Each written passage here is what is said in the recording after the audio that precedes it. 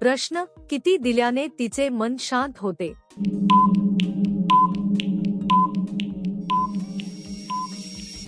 उत्तर, जरा वेळ दिलास की तिचं मन आपोआप बसतं. हळू बोललास की तिचं हसूही खुलतं. गोडपणे हाताळलंस की ताण सारा मोकळा होतो. आणि शेवटी तीच म्हणते, आता माझं शांत झालं. प्रश्न, काहीचे एकाकडून समाधान का होत नाही?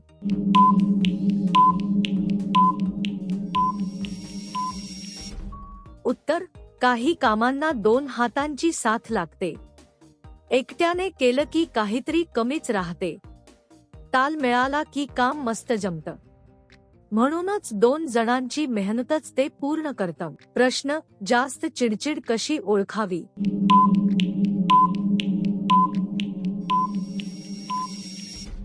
उत्तर, हालचाल वाढली की तिथे ताण दिसतो. स्पर्श झाला की हलकंसं कंप जाणवतं. जरा जास्त वापरलं की रंगही बदलतो. हे संकेत सांगतात थोडा आराम हवा आहे. प्रश्न, कोणत्या वयात तिला चिडचिड जास्त होते?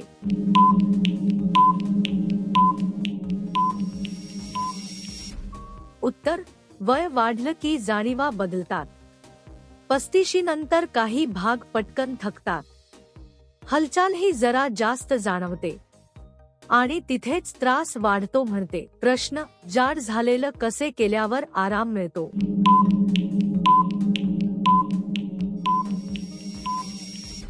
उत्तर, हात जरा टेकवून केलंस की ते मऊ होतं. थोडा दाब दिलास की ताण सुटायला लागतो. हळूहळू केलं की हलका वाटतं. आणि शेवटी तो भाग म्हणतो, आता बरं वाटतं. प्रश्न, ती जागा काळी का दिसते?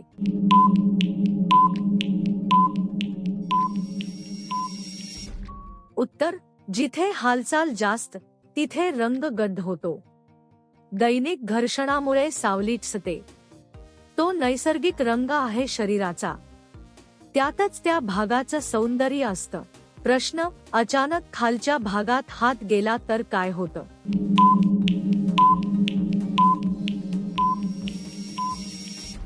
उत्तर, अचानक स्पर्श झाला की शरीर दचकतं.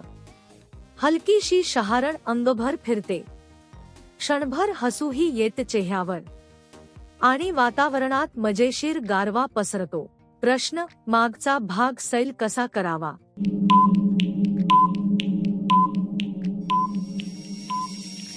उत्तर, थोडं गरम तेल लावलं की ताण सुटतो. गोल गोल फिरवलं की कडकपणा कमी होतो. हळूवार दाब दिला की आराम वाटतो. आणि शेवटी मागचा त्रास कमी होतो. प्रश्न, पहिल्यांदाच करायचे असेल तर काय करावे?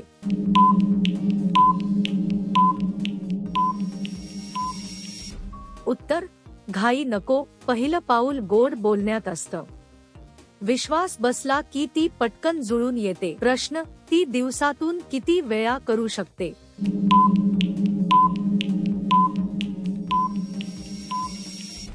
उत्तर, तिच्या मनःस्थितीवर दिवसाची मजा ठरते. कधी एकदा पुरतं, कधी दोनदा जुळतं. ऊर्जा भरपूर असेल तर अजूनही होतं. आणि तीच म्हणते, आज माझं छान चाललंय. प्रश्न, जास्त मजा मिळण्यासाठी काय करावं?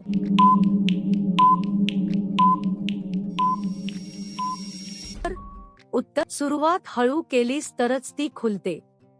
नंतर गती वाढली की रंग चढतो.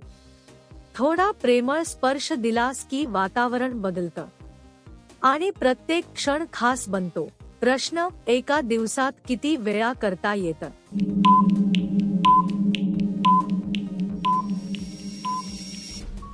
उत्तर, कधी ऊर्जा कमी असते, कधी जोश भरलेला. कधी एकदाच पुरतं, तर कधी अजून हवं वाटतं. हे शरीराच्या ताकदीवर ठरतं. दिवसागणिक तिचं उत्तर बदलतं. प्रश्न, झोपेत असताना तिची आतली जागा कशी दिसते?